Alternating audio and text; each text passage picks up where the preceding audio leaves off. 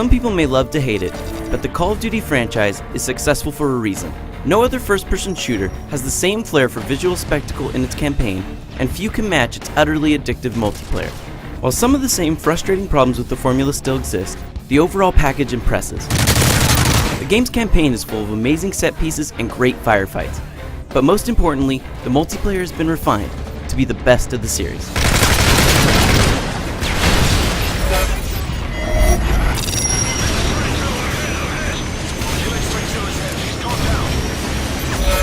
Modern Warfare 3 is made on an older engine, but it still looks great.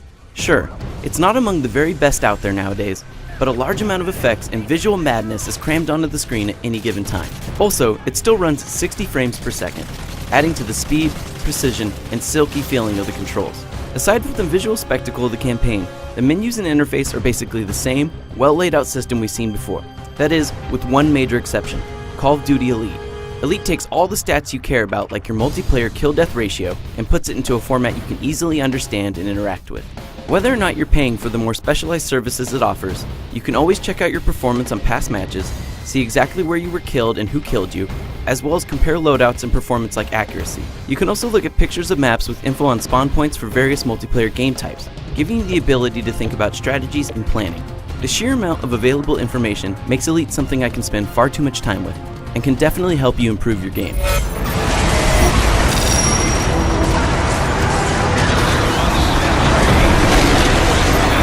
The campaign of Call of Duty Modern Warfare 3 hits on a lot of the same highs and lows as its predecessors. You still have annoying, seemingly infinite spawning monster closets of enemies, and at several points enemies seem to completely disregard their own safety, to run past your allies and shoot you in the face. The story is also still a bit hard to follow, and while it does wrap up the story from the previous Modern Warfare games, isn't ultimately all that interesting. Moments of emotional weight didn't make me feel much of anything, since it was hard to feel sad about the death of one named soldier when I just watched hundreds of people die. These issues are only somewhat important though. The set pieces never failed to grab me, and playing through level after level feels like a crazy roller coaster. If single player is good, then Modern Warfare 3's multiplayer is fantastic. Like the other Call of Duty games before it, this entry sucks you in with its persistent leveling system and frantic combat. All of the 16 new levels are fun to play, and with a whole slew of new challenges to complete, rewards constantly pop up and keep you hooked with the next little endorphin release. No matter if I play for 5 minutes or 5 hours, multiplayer Modern Warfare 3 always feels like I'm accomplishing something.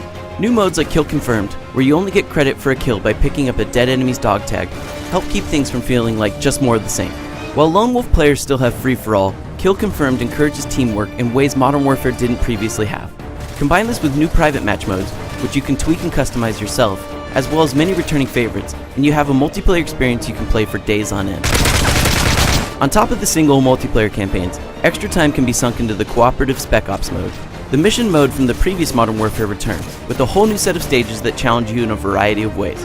For instance, you might have to quickly take over a plane, while in another mission you might be challenged with disarming chemical weapons. Additionally, there's a survival mode, where two players try to survive against endless waves of increasingly difficult enemies.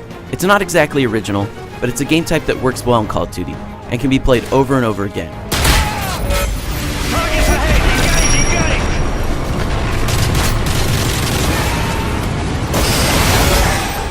Despite any flaws, Call of Duty Modern Warfare 3 takes the fantastic series we've come to love over the years and iterates on it with great success.